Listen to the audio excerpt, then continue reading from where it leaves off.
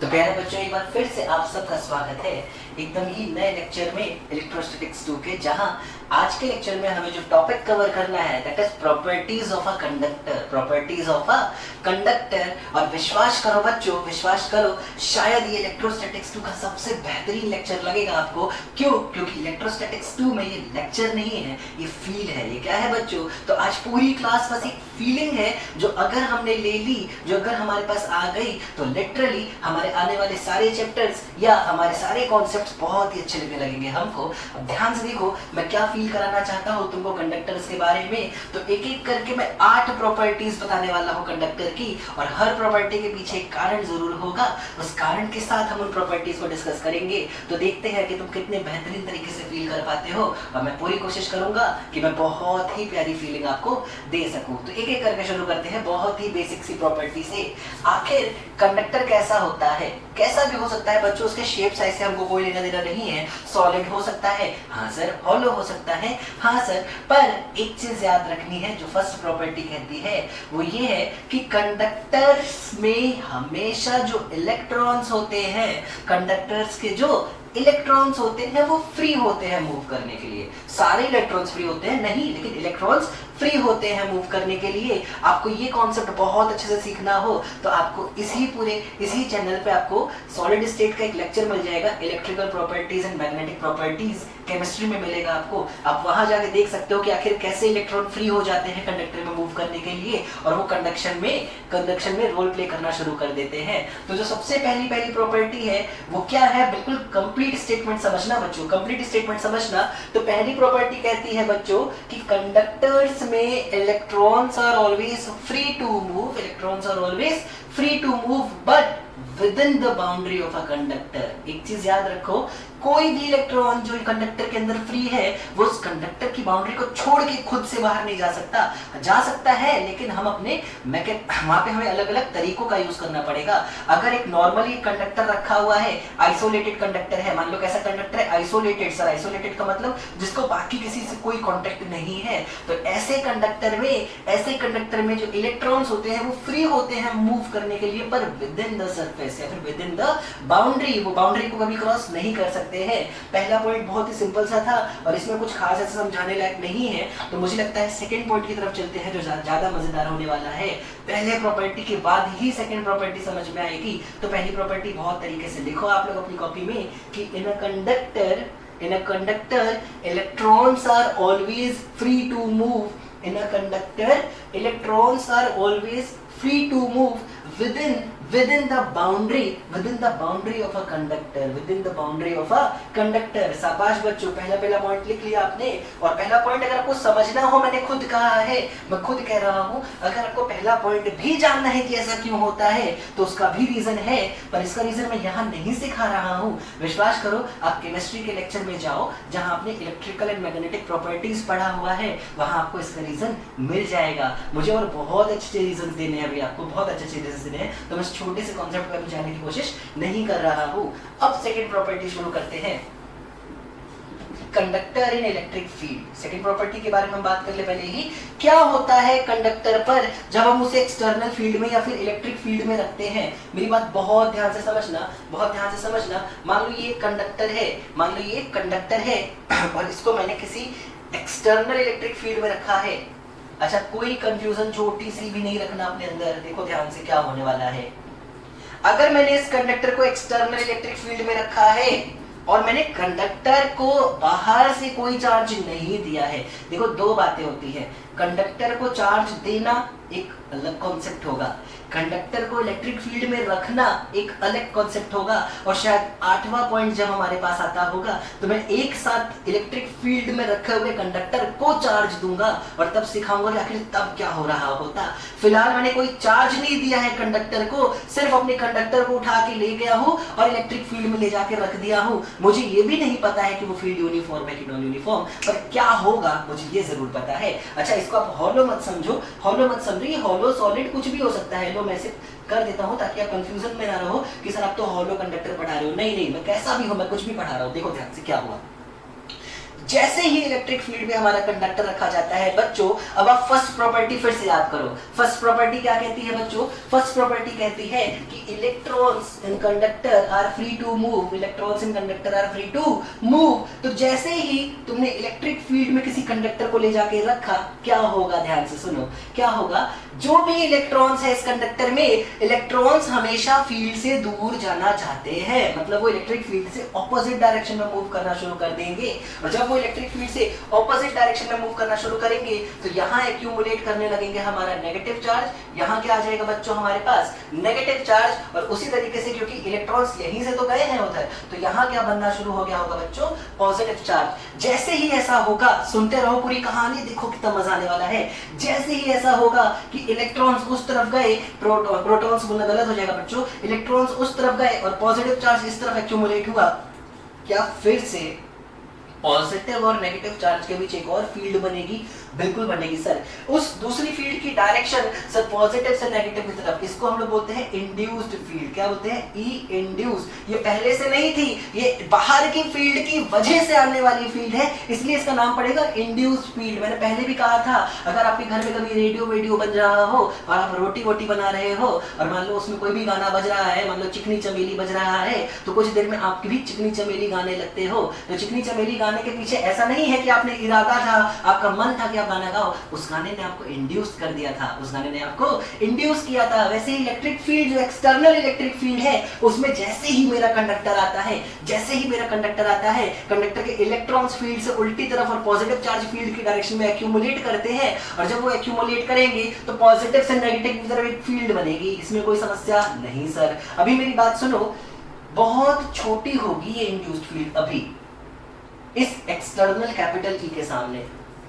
इसको मैं ई एक्सटर्नल मान लेता हूं, चलो ध्यान से देखो।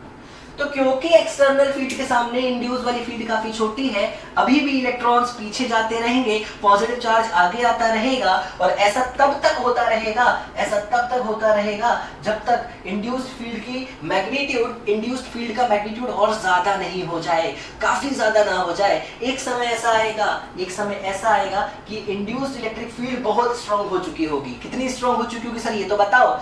इतनी स्ट्रांग हो चुकी होगी कि अब जो इलेक्ट्रॉन इस पूरे कंडक्टर के बीच में एक है, जिसको एक्सटर्नल फील्ड इधर खींच के ले जाना चाहती है और इंड्यूस्ड वाली इधर ले जाना चाहती है, ये दोनों एक दूसरे को बैलेंस ना कर दे, तब तक इस इंड्यूस्ड फील्ड का मैग्नीट्यूड बढ़ता ही रहेगा।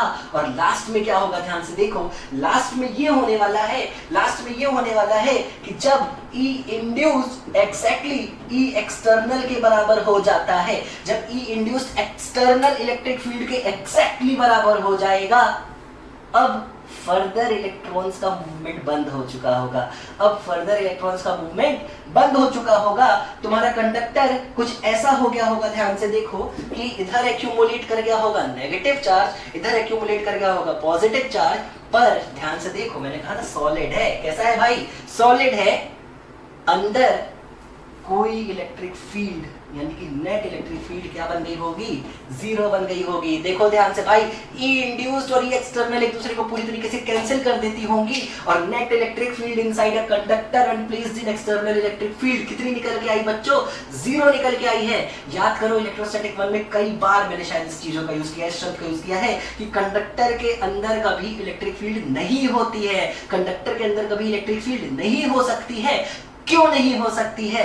ये जवाब है, ये जवाब है क्योंकि नेट इलेक्ट्रिक फील्ड के लिए इंड्यूस्ड इलेक्ट्रिक फील्ड और एक्सटर्नल इलेक्ट्रिक फील्ड को जोड़ना था, पर दोनों वेक्टर क्वांटिटी थी एग्जैक्टली 180 डिग्री पर, और मैग्नीट्यूड भी दोनों का सेम था, तो दोनों एक दूसरे को कैंसिल कर देती है। और जब कैंसिल कर देती है तो अंदर नेट इलेक्ट्रिक फील्ड बच्चों क्या बचने वाली है? जीरो बचने वाली है। तो what is second property of a conductor? तो second property of a conductor says that there will be no electric field inside a conductor even if it is placed in an external electric field। External electric field में रखने के बावजूद किसी conductor के अंदर कभी कोई इलेक्ट्रिक फील्ड नहीं हो सकती है। ये है हमारी सेकंड प्रॉपर्टी। कैसे होता है सर ऐसा? What is reason behind that? तो पूरा रीजन दिया है बच्चों, पूरा रीजन दिया है, और विश्वास करो फील है। मैं बार बार बोलूंगा, कई बार बोलूंगा इस लेक्चर में, ये बस एक फील है, अगर तुमने ले लिया होगा तो मजा आ रही होगी, और नहीं तो कोई बात नहीं, आप याद भी कर सकते हो, रट भी सकते हो, आपकी मर्जी है। तो सेकंड प्रॉपर्टी में कोई भी कमी नहीं है सर, और बहुत ही शानदार सी प्रॉपर्टी थी सेकंड। मेरे पास दो प्रॉपर्टीज आ चुकी हैं जिनकी मदद से मैं तीसरी प्रॉपर्टी पे जाऊंगा। The first property says that electron is always free to move within boundary of a conductor, and the second property says that there will be no electric field, no net electric field inside a conductor even if it is a solid और it is a hollow. कैसा भी conductor हो, वो hollow हो, वो solid हो, कभी उसके अंदर इलेक्ट्रिक फील्ड हो नहीं सकती है। शाबाश बच्चों, हम लोग अपने थर्ड पॉइंट की तरफ चलते हैं और एक और बहुत ही प्यारी सी फीलिंग लेते हैं। देखो, अगर मैं अब आपसे ऐसे बोलूं, याद रखना मैं एक्सटर्नल फील्ड के केस में सारी बातें सिखा रहा हूं आपको। अगर मैं आपको ऐसे बोलूं कि ये है मेरा कंडक्टर, ये है मेरा कंडक्टर, और किसी भी शेप का हो फर्क नहीं पड़ता, और इसके अंदर हर जगह इलेक्ट्रिक फील्ड जीरो है, हर जगह। मान लो मैं कुछ पॉइंट लेता हूं ए, बी, सी, डी, ई। मेरी बात सुनो ध्यान से, अगर हर पॉइंट पर अंदर इलेक्ट्रिक फील्ड जीरो है तो फिर से याद करो, क्या इलेक्ट्रिक फील्ड को हम पोटेंशियल ग्रेडियंट भी बोल सकते हैं? मतलब dv by dr बोलते थे माइनस में, हाँ sir minus dv by dr बोलते थे। क्या हर उस कॉन्सेप्ट में हमने ये सीखा था कि जब जब पोटेंशियल डिफरेंस होगा, जब जब पोटेंशियल डिफरेंस होगा तब तब इलेक्ट्रिक फील्ड भी होगी? हाँ सर सीखा था। तो जरा बताओ, अगर मैं ये तुमसे बोलूं कि इन सारी ही A B C D E points पे कोई इलेक्ट्रिक फील्ड नहीं है, तो क्या कमेंट करोगे ए और बी और सी और डी और ई पॉइंट की इलेक्ट्रिक पोटेंशियल का? सर हम ये कमेंट करेंगे कि इन सारे ही पॉइंट का पोटेंशियल कैसा होता है बच्चों? सर सारे ही पॉइंट का पोटेंशियल सेम होता है। In fact A B C D E ही क्यों, लो बाउंड्री पे लो ना, और पॉइंट एक्स वाई जेड ये वो दाएं बाएं जितने भी पॉइंट हैं जो इस कंडक्टर पर हैं, जितने भी पॉइंट हैं जो इस कंडक्टर पे हैं, इन सारे ही पॉइंट का पोटेंशियल क्या होने वाला है बच्चों? सेम होने वाला है। तो थर्ड प्रॉपर्टी जो ये कहती है कि इलेक्ट्रिक फील्ड जब जीरो है कंडक्टर के अंदर, मतलब कंफर्म है कि कंडक्टर की बाउंड्री से लेके उसके अंदर तक के हर पॉइंट का पोटेंशियल सेम होगा। कंडक्टर की बाउंड्री से लेके उसके अंदर के हर पॉइंट का पोटेंशियल सेम होने वाला है, और क्योंकि पोटेंशियल सेम होने वाला है तो कंडक्टर एक इक्विपोटेंशियल सरफेस जैसा काम करता है। सरफेस नहीं बोलूंगा, सरफेस बोलना थोड़ा गलत हो जाएगा, टू डायमेंशन में बातें होती है सरफेस की, और बेहतरीन शब्द इस्तेमाल करता हूं, कंडक्टर एक इक्विपोटेंशियल रीजन की तरह काम करता है, इक्विपोटेंशियल रीजन की तरह काम कर रहा होता है। तो what is third property? Third property says that since net electric field inside a conductor is always zero, it means that all the points which lie on boundary as well as inside a conductor will have same potential, and hence conductor can also be considered to be a equipotential region।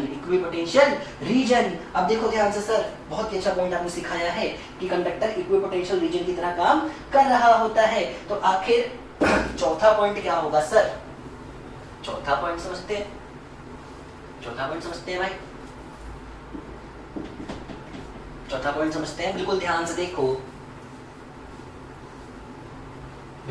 देखो, अगर इस conductor पर कोई भी दो point A है, B है मान लो, सी है, डी है मान लो, मैं एक चार्ज को ए से सी लेके जाऊं, या मैं एक चार्ज को बी से ए लेके जाऊं, ए से सी, सी से डी, डी से बी, बी से ए, कहीं भी मूव करूं, इस चार्ज पर होने वाला नेटवर्क हमेशा क्या होने वाला? नेटवर्क मतलब मोबाइल का नेटवर्क नहीं भाई, नेटवर्क हमेशा क्या होने वाला है बच्चों? सर जीरो होने वाला है। क्यों जीरो होने वाला है? क्योंकि work is Q delta we, और डेल्टा वी तो जीरो है क्योंकि वी हर पॉइंट का सेम है, तो वर्क हमेशा जीरो होगा। चलो आगे बढ़ते हैं सर, कॉन्सेप्ट सीखते हैं। क्या सिखाना चाहते हो चौथे पॉइंट में?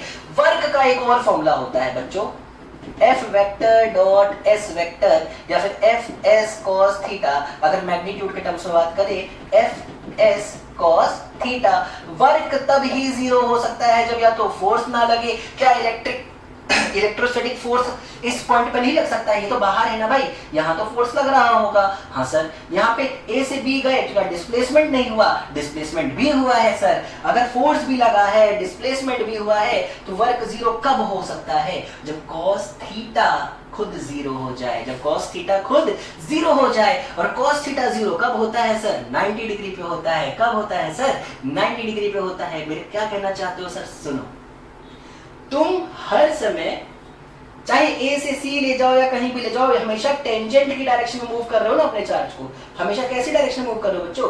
टेंजेंशियली। तुम टेंजेंट की डायरेक्शन में अपने चार्ज को मूव कर रहे हो। टेंजेंट हो रहा है उसका डिस्प्लेसमेंट की डायरेक्शन, और वर्क हो रहा है जीरो, बल्कि बाहर तो फोर्स मौजूद था। तो पक्का ये फोर्स इस डिस्प्लेसमेंट के परपेंडिकुलर होना चाहिए, पक्का ये फोर्स इस डिस्प्लेसमेंट के परपेंडिकुलर होना चाहिए। और फोर्स एक्चुअली इलेक्ट्रिक फील्ड की वजह से होता है, फोर्स एक्चुअली इलेक्ट्रिक फील्ड की वजह से होता है। मतलब क्या फील्ड हमेशा डिस्प्लेसमेंट के जीरो होनी चाहिए? हाँ सर, फील्ड हमेशा डिस्प्लेसमेंट से जीरो होनी चाहिए। पर क्या फील्ड डिस्प्लेसमेंट टेंजेंट की डायरेक्शन में है? हाँ, तो फील्ड हमेशा नॉर्मल की डायरेक्शन में होगी, फील्ड हमेशा नॉर्मल की डायरेक्शन में होगी। और जो प्रॉपर्टी निकल के आएगी वो ये है कि किसी भी शेप के कंडक्टर पे, किसी भी पॉइंट पे जो बाउंड्री पे लाई करता है, अगर आप एक टेंजेंट ड्रॉ करो, तो पक्का इलेक्ट्रिक फील्ड इस पॉइंट पे गिरते समय इस पॉइंट के नॉर्मल हो चुकी होगी। हमेशा इलेक्ट्रिक फील्ड क्या हो चुकी होगी बच्चों?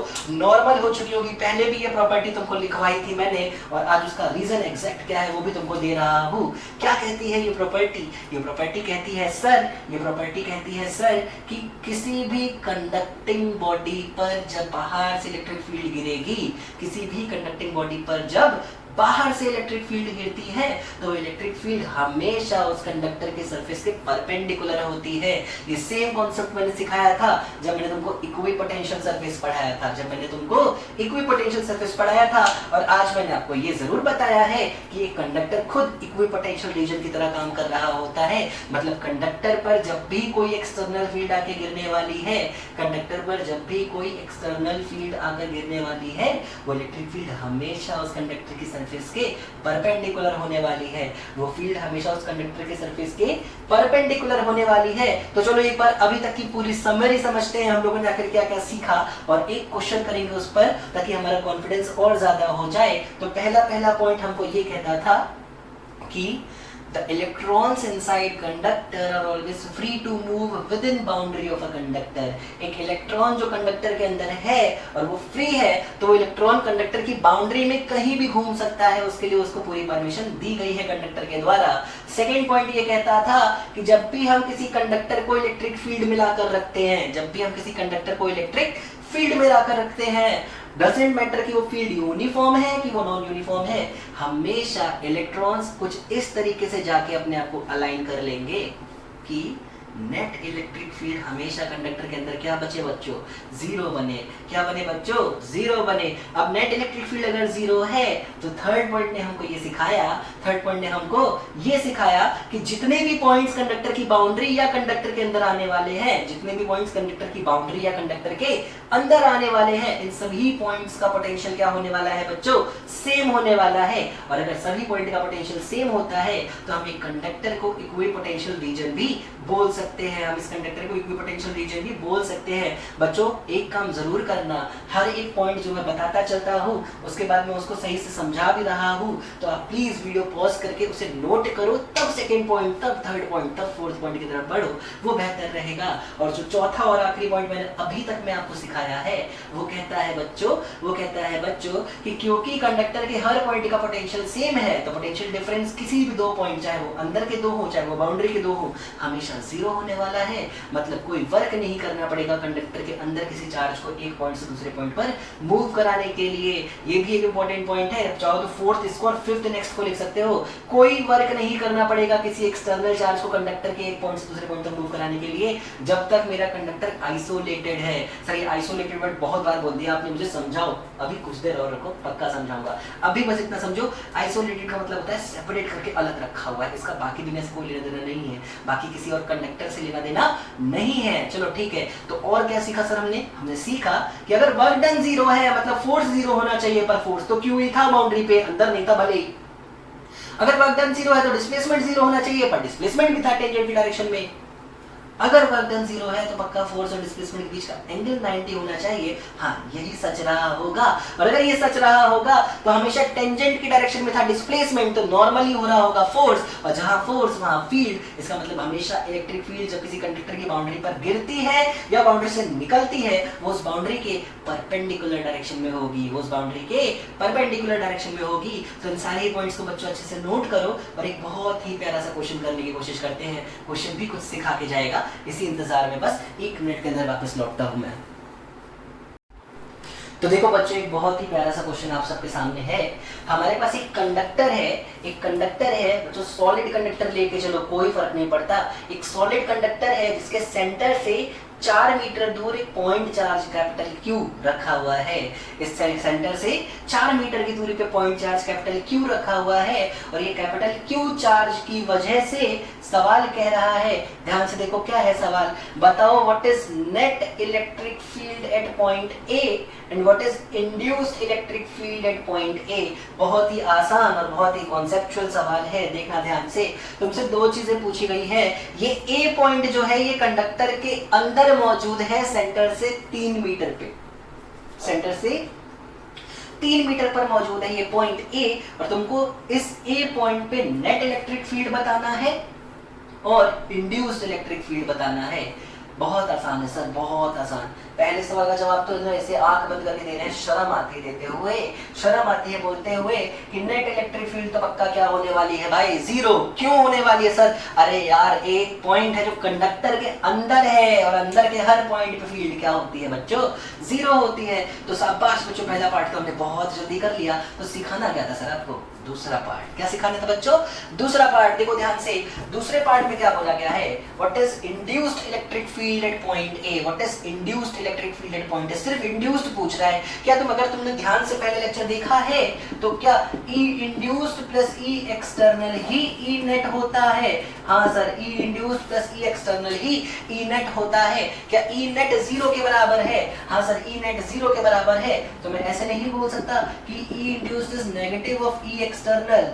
हाँ सर, आप बिल्कुल बोल सकते हो E induced is negative of E external. E external क्या है भाई? ई एक्सटर्नल है ए पॉइंट पे पॉइंट चार्ज जो दिख रहा है तुमको, उसकी वजह से आने वाली इलेक्ट्रिक फील्ड। ई एक्सटर्नल है ए पॉइंट पर जो बाहर एक पॉइंट चार्ज तुम्हें नजर आ रहा है, उस पॉइंट चार्ज की वजह से बनने वाली इलेक्ट्रिक फील्ड। तो जरा ध्यान से देखो, इस पॉइंट चार्ज यानी कि Q से आखिर ए पॉइंट की दूरी कितनी है भाई? सर 4, 3 ज्यादा नहीं करना चाहिए, तो 5 मीटर तो ले ही सकते हैं। हाँ सर, ले क्या सकते हो, आएगा ही 5। हाँ भाई 5 ही आएगा, मैं कहाँ मना कर रहा हूँ। तो 5 मीटर का डिस्टेंस है Q चार्ज से इस ए पॉइंट का, तो 5 मीटर की दूरी पे एक पॉइंट चार्ज की वजह से बनने वाली इलेक्ट्रिक फील्ड होती है सर Q/r²।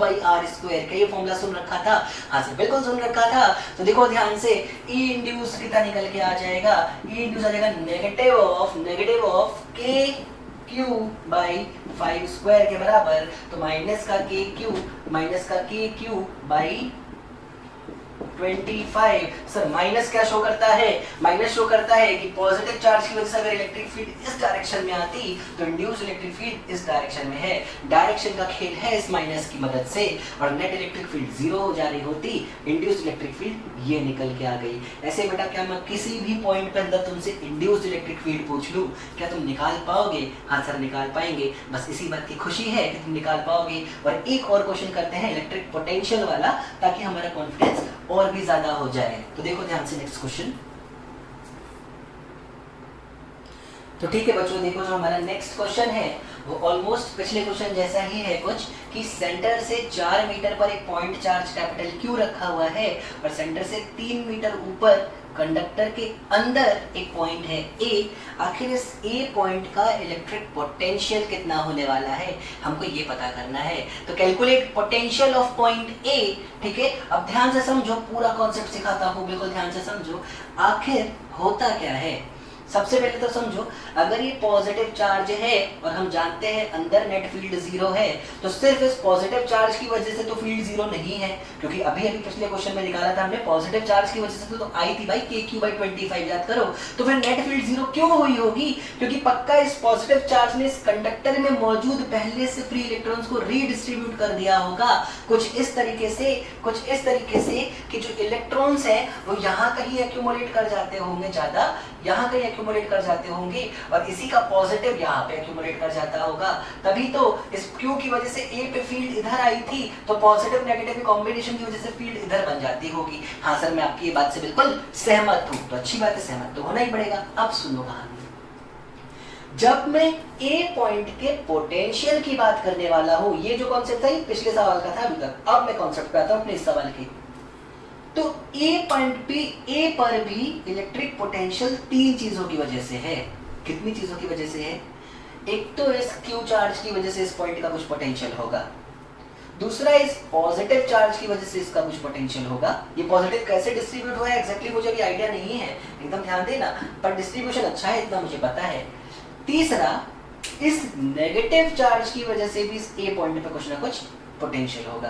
तो इस नेगेटिव इंड्यूस्ड नेगेटिव चार्ज का पोटेंशियल, इंड्यूस्ड पॉजिटिव चार्ज का पोटेंशियल और उस Q चार्ज का पोटेंशियल, तीनों मिलके A पॉइंट का नेट पोटेंशियल बनने वाले हैं। तीनों मिलके A पॉइंट का नेट पोटेंशियल बनने वाले हैं। अब सुनो ध्यान से कॉन्सेप्ट, सुनो ध्यान से। एक और चीज बिल्कुल क्लियरली मैं समझ सकता हूं कि A पॉइंट का पोटेंशियल उतना ही होगा जितना होगा B पॉइंट का, सॉरी B नहीं लिया है मैंने क्वेश्चन में, जितना होगा O पॉइंट का पोटेंशियल, यानी कि सेंटर का पोटेंशियल। क्यों? क्योंकि हर पॉइंट इक्वी पोटेंशियल है, हर पॉइंट इक्वी पोटेंशियल है। तो A पॉइंट का पोटेंशियल उतना ही होगा जितना होगा O पॉइंट का पोटेंशियल। सर आप आखिर O पॉइंट पर क्यों चले गए? समझाता हूं क्यों। O पॉइंट से हर नेगेटिव चार्ज की दूरी क्या रेडियस के बराबर है? और O पॉइंट से हर इंड्यूस्ड पॉजिटिव चार्ज की दूरी भी क्या रेडियस के बराबर है? हाँ सर। और क्या जितना इंड्यूस हुआ है नेगेटिव उतना ही इंड्यूस हुआ था पॉजिटिव? अरे हाँ सर, एक इलेक्ट्रॉन उधर गया तो यहाँ बना पॉजिटिव, वहां बना नेगेटिव, मतलब इंड्यूस्ड चार्ज तो पॉजिटिव नेगेटिव बिल्कुल बराबर थे। हाँ सर। क्या इलेक्ट्रिक पोटेंशियल का मामला होता है KQ/R, जहाँ पे Q को उसके साइन के साथ रखते हो तुम? हाँ सर। तो मैंने O पॉइंट इसलिए चूज किया है बच्चों क्योंकि A पॉइंट पर इस पॉजिटिव का कंट्रीब्यूशन कितना रहा, क्योंकि A से पॉजिटिव की दूरी अलग है और नेगेटिव से A पॉइंट की दूरी अलग है। तो A पॉइंट पर इंड्यूस्ड चार्ज ने क्या पोटेंशियल किया था, क्या पोटेंशियल दिया था, वो मेरे लिए बहुत कॉम्प्लिकेटेड हो जाता। पर अगर मैंने सेंटर पे पूछा तुमसे कि आखिर इंड्यूस्ड चार्ज ने कितना पोटेंशियल डेवलप किया होगा, तो आप क्लियर बोलोगे सर जीरो, क्योंकि जितना नेगेटिव इंड्यूस्ड चार्ज है उतना ही पॉजिटिव इंड्यूस्ड है, और हर चार्ज की सेंटर से दूरी भी सेम है। क्योंकि दूरी भी सेम है इसलिए O पॉइंट पे इंड्यूस्ड पोटेंशियल जीरो होने वाला है। देखो मैं इसको ऐसे भी लिख सकता हूं कि potential of point O is actually potential due to induced charge plus potential due to Q charge. लिख सकता हूं बच्चों? हाँ सर लिख सकता हूं। और ऊपर वाले स्टेटमेंट से यही है पोटेंशियल ऑफ पॉइंट A भी। अब ध्यान से देखो, जब मैं O पॉइंट पे इंड्यूस्ड चार्ज का पोटेंशियल पूछूंगा तो बच्चों क्या लिख दोगे तुम? जीरो। और O पॉइंट पे अगर मैं Q की वजह से पूछूं तो Q से O पॉइंट की दूरी है 4 मीटर के बराबर, तो सर आप लिख लो वहां पे KQ/4। तो आखिर देखो O पॉइंट का पोटेंशियल आया है KQ/4, तो A पॉइंट का पोटेंशियल भी होगा, A पॉइंट का पोटेंशियल भी होगा KQ/4। बेटा विश्वास करो, ये एक ऐसा सवाल है जो पहले कभी ना कभी कॉम्पिटिटिव एग्जाम्स में पूछा हुआ है। मैं माफी चाहूंगा, मुझे वो ईयर नहीं याद है जब ये पूछा हुआ सवाल था। हाँ, पर उसके ऑप्शंस मुझे आज भी याद हैं। पहला ऑप्शन था KQ/4, दूसरा ऑप्शन था KQ/3 और तीसरा ऑप्शन था KQ/5 और लास्ट ऑप्शन था नन ऑफ दीज। और बहुत सारे बच्चों ने KQ/5 पर टिक किया था, KQ/5 पे टिक किया था, बल्कि आंसर है KQ/4। तो व्हाट इज KQ/5 भाई? KQ/5। अब खेल है, सवाल बदले क्या? लो अच्छा सवाल मिल गया यार। What is induced potential at point है? लो एक सवाल और बढ़ाते हैं। फाइंड V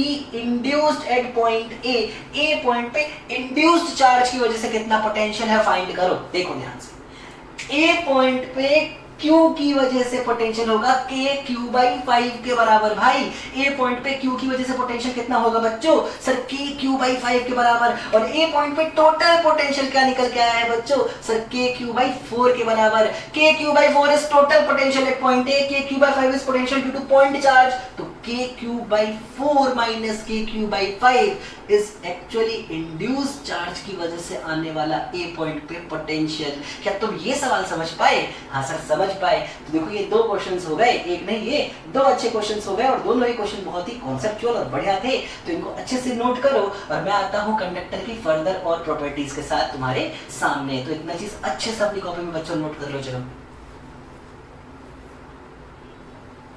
तो देखो बेटा हम लोग अपने फिफ्थ पॉइंट की तरफ चलते हैं या फिर नेक्स्ट प्रॉपर्टी की तरफ चलते हैं। पहले की चार प्रॉपर्टीज में कंडक्टर को कभी मैंने चार्ज नहीं दिया है एक्सटर्नली, कोई भी बाहर से चार्ज नहीं दिया था, हमेशा उसे इलेक्ट्रिक फील्ड में ले जाके मैंने रखा था। और अब आने वाले 3 पॉइंट्स में मैं इलेक्ट्रिक फील्ड की कोई बात नहीं कर रहा हूँ बाहर की, अब मैं बात कर रहा हूँ कि क्या हो अगर मैं अपने कंडक्टर को बाहर से एक चार्ज दे दूं। मान लीजिए मेरे पास एक कंडक्टर है, अगर मैंने इस कंडक्टर को बाहर से एक चार्ज क्यों दिया तो आखिर क्या होगा? ये सॉलिड लेके चलो भाई, लो सॉलिड लेके चलो, कोई बड़ी बात नहीं है, मैं बार बार बोल रहा हूँ सॉलिड ले लो, कोई फर्क नहीं पड़ता। सुनो अब ध्यान से, जैसे ही तुम एक कंडक्टर को बाहर से क्यू चार्ज देते हो, क्या तुम इतना तो फील कर सकते हो कि क्यू कुछ और नहीं बल्कि प्लस माइनस एन ई के बराबर होगा क्वांटाइजेशन ऑफ चार्ज के अकॉर्डिंग। हाँ सर इतना तो समझते हैं। और क्या सेम चार्ज होंगे सारे ही, मतलब जो भी क्यू है या तो वो सारे ही इलेक्ट्रॉन से मिलके बना हुआ है या तो वो सारे ही पॉजिटिव चार्ज से मिलके बना हुआ है, पर है तो सारे एक जैसे ही। हाँ तो एक जैसे चार्जेस में बेटा हमेशा क्या होता है? रिपल्शन होता है, और रिपल्शन की वजह से ये सारे ही चार्ज भागेंगे दूर। कहाँ भाग सकते हैं ज्यादा से ज्यादा? फर्स्ट पॉइंट कहता है सर बाउंड्री छोड़ के तो नहीं भाग सकते। तो सारे चार्ज भाग के कहां पहुंचने वाले हैं बच्चों? सारे चार्ज भाग के पहुंचने वाले हैं बच्चों बाउंड्री पे। कहां पहुंचने वाले हैं बच्चों? बाउंड्री पे। और जब सारे ही चार्ज बाउंड्री पे पहुंचेंगे तो बाउंड्री पे पहुंच के शांत बैठेंगे नहीं सर, और दूर जाना चाहेंगे, जिसकी वजह से वो बिल्कुल सिमेट्रिकली डिस्ट्रीब्यूट हो जाएंगे on the surface of a conductor. अब जब बिल्कुल सिमेट्रिकली डिस्ट्रीब्यूट होंगे बेटा सरफेस पे कंडक्टर के, तो फिर से कंडक्टर के अंदर किसी भी पॉइंट पे आ जाओ, फिर से कंडक्टर के अंदर किसी भी पॉइंट पे आ जाओ, तुम गॉसियन लॉ का गॉस लॉ का इस्तेमाल कर लो। जैसे मान लो मैंने क्यू चार्ज दिया तो आखिरी चार्ज गया कहाँ? तो बस समझ में आ गया कि क्यू चार्ज से पूरा का पूरा बाउंड्री पे गया। पूरा का पूरा कहाँ गया? बाउंड्री पे गया।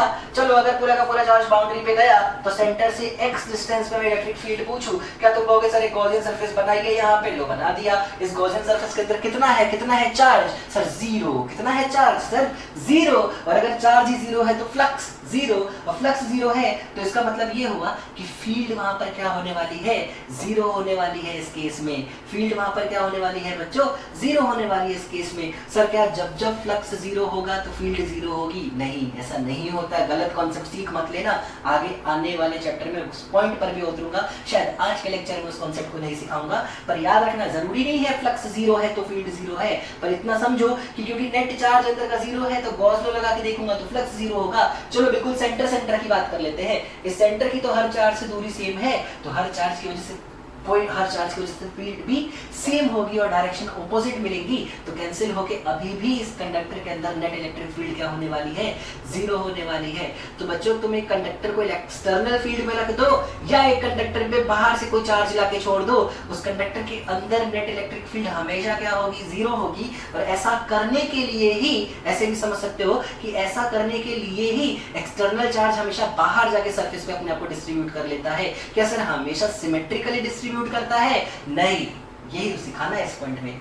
अगर कंडक्टर खुद सिमेट्रिकल है जैसे सॉलिड स्फीयर, तो चार्ज भी बिल्कुल इक्वली डिस्ट्रीब्यूट हो जाएगा, कोई बहुत बड़ा रॉकेट साइंस नहीं है। पर मान लो एक कंडक्टर ऐसे शेप का हो, मान लो ये ऐसे शेप का कंडक्टर हो, इस केस में अगर मैंने कंडक्टर को एक चार्ज दे दिया मान लो Q, तो ये Q अपने आप को कुछ ऐसा डिस्ट्रीब्यूट करेगा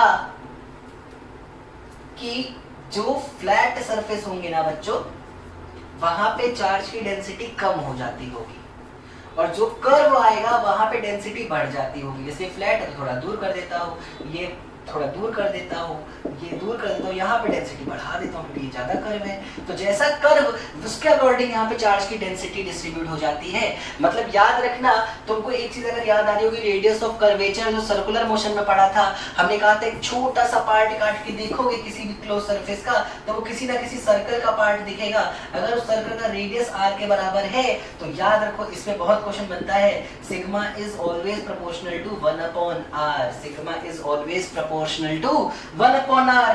जिस कर्व सरफेस का रेडियस जितना ज्यादा, जैसे देखो ये फ्लैट था तो इसका रेडियस तो इनफाइनाइट की तरफ जाना चाहिए था, ऑलमोस्ट फ्लैट था, फ्लैट नहीं है, फ्लैट का तो इनफाइनाइट ही होता। तो सिग्मा प्रोपोर्शनल टू 1/r, जितना ज्यादा होगा रेडियस ऑफ कर्वेचर, यहाँ पे रेडियस ऑफ कर्वेचर बोलना गलत रहेगा बच्चों, मैं सिर्फ रेडियस बोलता हूँ, जितना ज्यादा होगा रेडियस उतना ही कम होगी वहां पे चार्ज डेंसिटी। तो सिग्मा 1/σ2 हमेशा r1 r2/r1 के बराबर होता है, और इस पे तुम्हें क्वेश्चंस मिलेंगे तुम्हारे मॉड्यूल में। तो ये फॉर्मूला बहुत ही तरीके से नोट कर लो।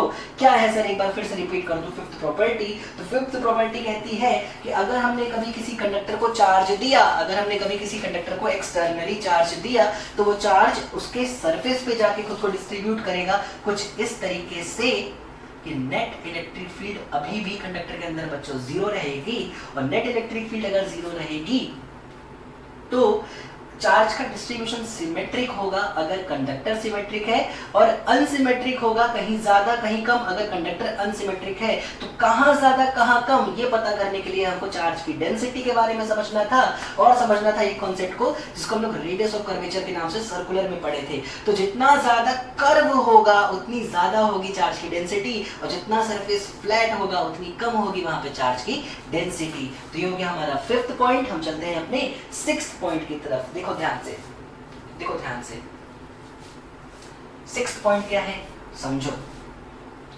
मान लो मेरे पास एक कंडक्टर है जिसके अंदर एक कैविटी है। कैविटी क्या होती है सर, सुनो ध्यान से।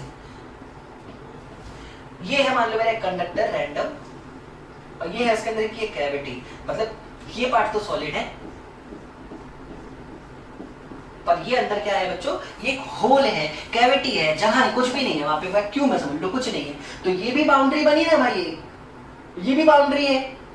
अगर ऐसे कंडक्टर को मैंने बाहर से क्यू चार्ज दिया तो ये चार्ज कहां जाएगा बच्चों, इस बाउंड्री और इस बाउंड्री दोनों पे जाएगा कि सिर्फ बाहर वाली बाउंड्री पे रहेगा, ये समझाएगा मुझे मेरा सिक्स्थ पॉइंट। देखो ध्यान से, देखो ध्यान से। हमें एक चीज याद रखनी है कि कंडक्टर के अंदर नेट इलेक्ट्रिक फील्ड हमेशा जीरो होनी चाहिए। चलो एक काम करो, एक काम करो, यहां सेंटर से x डिस्टेंस पे जाके गॉसियन सरफेस ड्रॉ कर लो जरा। इस गॉसियन सरफेस से इलेक्ट्रिक फील्ड हमेशा जीरो होनी चाहिए। मतलब फ्लक्स जो फॉर्मूला होता था E.ds, या फिर सिंपल भाषा में लिखता हूं E.s cos थीटा, ये Q in by epsilon not हुआ करता था। हाँ, मेरा तो E ही जीरो है ना भाई, फ्लक्स की तो मैं बात ही नहीं कर रहा। मेरा E कितना है, जीरो। E जीरो है, मतलब ये पूरा का पूरा टर्म क्या हो गया बेटा, जीरो। अगर ये पूरा का पूरा टर्म हो गया जीरो, तो Q in by epsilon not भी क्या हो गया, जीरो। क्या एप्सिलॉन नॉट होता है जीरो? नहीं। तो क्या Q इन हो जाएगा जीरो? हाँ, मतलब जो गॉसियन सरफेस तुमने चूज किया है इसके अंदर नेट चार्ज जीरो होना चाहिए अगर मैं इन सारी जगह पे इलेक्ट्रिक फील्ड जीरो चाहता हूँ। और जैसा कि मैं जानता भी हूँ कि चार्जेस की वजह से कंडक्टर हमेशा इलेक्ट्रिक फील्ड जीरो ही होती है। इसका मतलब ये क्यू चार्ज गया कहां, अगर अंदर तो है ही नहीं। तो याद रखना सिक्स्थ पॉइंट यही समझाता है कि कैविटी होने के बावजूद अगर तुमने बाहर से कोई चार्ज दिया है तो वो सिर्फ बाहर के सरफेस पे ही जाके बैठेगा, अंदर वाली कैविटी पे जाकर वो बैठने वाला बिल्कुल भी नहीं है। अंदर वाली सरफेस पर जाकर वो बैठने वाला बिल्कुल भी नहीं है। तो ये सिंपल सा पॉइंट था बेटा हमारा सिक्स्थ पॉइंट, और उम्मीद है तुम्हें बहुत ही तरीके से समझ आया होगा। चलता हूं मैं अपने सेवेंथ पॉइंट की तरफ। अब ध्यान से देखो, अब ध्यान से देखो बेटा।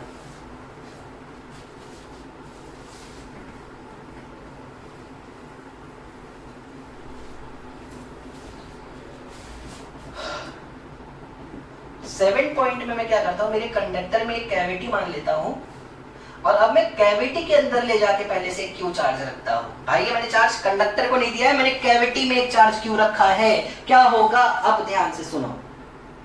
जब भी मैं कैविटी में कोई चार्ज ले जाके रखता हूं तो जैसे मान लो ये पॉजिटिव चार्ज था, इतना ही नेगेटिव चार्ज इंड्यूस हो जाएगा अंदर वाले सरफेस पे, और क्योंकि कंडक्टर में तो कोई चार्ज नहीं था ना बच्चों, तो नेगेटिव इधर आया है तो पक्का पॉजिटिव पहुंच गया होगा वापस बाहर वाले सरफेस पे। नहीं सर ऐसे नहीं मानेंगे, समझाओ, रीजन दो। ले रीजन ले, कोई बड़ी बात नहीं है। लो भाई हटाओ इसको, नेगेटिव को हटाओ, तो पॉजिटिव को भी हटाओ, हटा दिया।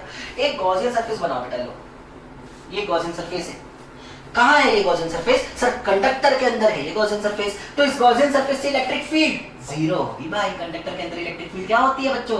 जीरो होती है। फिर से वही बात है, E A cos theta must be equal to q in by epsilon naught. ये समझते हो? हाँ, इलेक्ट्रिक फील्ड क्या है सर? जीरो है। ये समझते हो? मतलब क्यू इन क्या होना चाहिए? जीरो। मतलब ये जो मैंने रेड कलर से गॉसियन सरफेस बनाया है, इस सरफेस के अंदर नेट चार्ज क्या होना चाहिए? जीरो। अगर इलेक्ट्रिक फील्ड होती है जीरो, अगर इलेक्ट्रिक फील्ड है जीरो तो नेट चार्ज होना चाहिए जीरो। पर तुम्हें नजर क्या आ रहा है? सर प्लस क्यू नजर आ रहा है।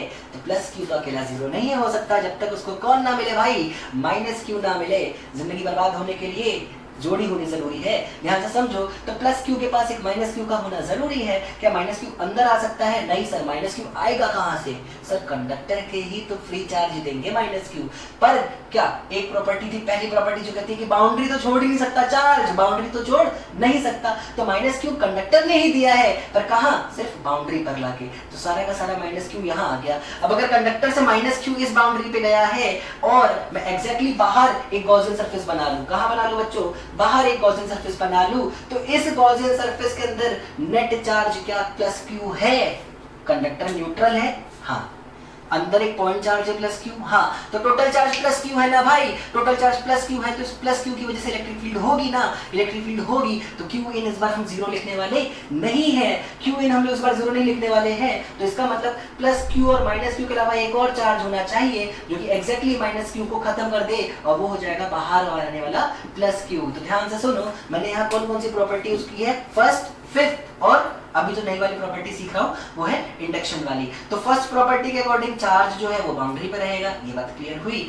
और फिफ्थ प्रॉपर्टी के अकॉर्डिंग चार्ज हमेशा बाहर की बाउंड्री पे जाता है, ये बात भी समझ में आती है। अभी अभी मैंने क्या पढ़ा है कि अगर मैंने कैविटी के अंदर अगर पॉइंट चार्ज रखा है तो कैविटी के अंदर मतलब सॉरी कंडक्टर की वो बाउंड्री जो अंदर की तरफ बनी है उस पे उतना ही ऑपोजिट चार्ज आ जाएगा और एग्जैक्टली उतना ही पॉजिटिव बाहर इंड्यूस हो जाएगा। मतलब अगर मैंने सेंटर पे माइनस क्यू रखा होता तो यहाँ आता प्लस क्यू और यहाँ आता फिर से माइनस क्यू। तो बहुत ही सिंपल सा कॉन्सेप्ट था हमारा सेवेंथ वाला प्रॉपर्टी, जो कि हमको ये बताता है कि कैविटी के अंदर अगर मैंने कोई पॉइंट चार्ज रखा है तो उस पॉइंट चार्ज की वजह से कैविटी के जस्ट बाद जो एक बाउंड्री बनेगी उस पर उतना ही इंड्यूस होगा ऑपोजिट और उसी का पॉजिटिव आ जाएगा बाहर। इंडक्शन हद से ज्यादा जरूरी है। आने वाले एक दो लेक्चर के अंदर हम बहुत डिटेल में जानने वाले हैं इंडक्शन के बारे में। उम्मीद है ये पॉइंट तुम्हें इतना टफ नहीं लगा होगा। बच्चों जितने भी पॉइंट्स मैंने तुम्हें अभी तक बताए हैं बार बार बोल रहा हूँ, हर पॉइंट के बाद चाहो तो खुद से नोट्स लिख लो, चाहो तो पीडीएफ तुमको मैंने फर्स्ट लेक्चर में इलेक्ट्रोस्टैट्स 2 के फर्स्ट लेक्चर में मैंने तुम्हें पूरी पीडीएफ दे रखी है। उस पीडीएफ में जाके प्रॉपर्टीज ऑफ कंडक्टर वहां से नोट कर लो, पर गलत नोट मत करना बच्चों, इतनी ही तुमसे विनती रहेगी। ये हो गया हमारा 7th और आज के लेक्चर को एंड करने के लिए मैं चलता हूँ अपने लास्ट पॉइंट पर। और लास्ट पॉइंट में एक सस्पेंस बना के छोड़ दूंगा, एक क्वेश्चन बना के छोड़ दूंगा जिसका आंसर तुम बताओगे आज कमेंट सेक्शन में। देखते हैं क्या है लास्ट क्वेश्चन। देखो भाई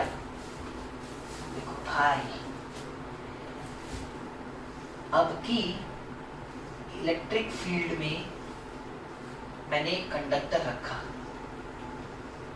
ठीक है? हाँ सर ठीक है। मतलब एक्सटर्नल फील्ड तो है, उसमें मैंने रखा अपना एक कंडक्टर और उसके साथ साथ मैंने इसको एक क्यू चार्ज भी दिया। मतलब इलेक्ट्रिक फील्ड भी है, चार्ज भी है, मतलब पहले की 4 प्रॉपर्टी भी है और बाद की 3 प्रॉपर्टी भी है। अब ध्यान से समझो, मुझे तुम्हें बताना है जो इंड्यूस्ड चार्ज नजर आएगा या फिर जो डिस्ट्रीब्यूशन होने वाला है क्यू चार्ज का। आखिर क्यू चार्ज का डिस्ट्रीब्यूशन तो होगा, देखो सुनो कॉन्सेप्ट समझाता हूँ। एक तो वो क्यू चार्ज जो तुमने बाहर से दिया वो डिस्ट्रीब्यूट करेगा, खुद को करेगा। हाँ सर। एक कंडक्टर में खुद जो फ्री चार्ज था वो भी खुद को इधर उधर भगाएगा, एक्सटर्नल फील्ड की वजह से भगाएगा। हाँ सर। तो तुम्हें बताना है, बताओ इन चारों में से फाइनली जो डिस्ट्रीब्यूशन ऑफ चार्ज निकल के आया है कंडक्टर पे वो कौन से वाले को सबसे बेस्ट तरीके से रिप्रेजेंट करेगा। चलो ध्यान से देखो, पहला ऑप्शन कहता है इधर होंगे माइनस इधर होंगे प्लस बराबर में। देखो बढ़िया, बहुत बढ़िया। दूसरा कहता है इधर आएगा माइनस, इधर आएगा प्लस। चलो बहुत बढ़िया भाई, बहुत बढ़िया, ऐसा और बराबर एकदम। तीसरा कहता है प्लस इधर ज्यादा होगा और माइनस इधर कम होगा। ओहो शाबाश सर, क्या गजब का पॉइंट है ये। और चौथा कहता है कि प्लस इधर ज्यादा होगा और माइनस इधर कम होगा। शाबाश सर, बहुत बढ़िया। तो आखिर 4 ऑप्शन है, मैं नाम रख लेता हूं इनका नाम रख लेता हूं ए, बी, सी और डी। 4 ऑप्शन है। तुम्हें कमेंट में बताना है आखिर कौन सा वाला फिगर सबसे बेस्ट रिप्रेजेंट करेगा डिस्ट्रीब्यूशन ऑफ चार्ज को। इस पर्टिकुलर केस में जब चार्ज भी दिया है मैंने कंडक्टर पर और फील्ड भी लगा दी है एक्सटर्नल। तो ध्यान से देखो, कोशिश करो समझने की। मैं हिंट दूं? नहीं सर, इस बार हिंट नहीं दो। हाँ नहीं दूंगा। अच्छा ये सिमेट्रिकल, चलो हिंट दिए बिना मन नहीं मानता, सिमेट्रिकल कंडक्टर था, इतना हिंट देता हूं मैं, ठीक है। तो बिल्कुल बेसिक सा कॉन्सेप्ट यूज करना। चलो नहीं, कोई हिंट नहीं दूंगा, छोड़ो। तुम खुद से ट्राई करोगे इस क्वेश्चन को और मुझे बताओ कि इनमें से कौन सा ऑप्शन होने वाला है। प्लीज कमेंट करो, गलत करो कोई परेशानी नहीं है। एटलीस्ट मुझे इतना बताओ कि हाँ सर मैं आपका लेक्चर देखता हूँ। चलो धन्यवाद, खुश रहो, खाते पीते रहो, अपने घर में मस्त रहो, अपना ध्यान रखो और अपने फ्यूचर का भी ध्यान रखो। Thank you.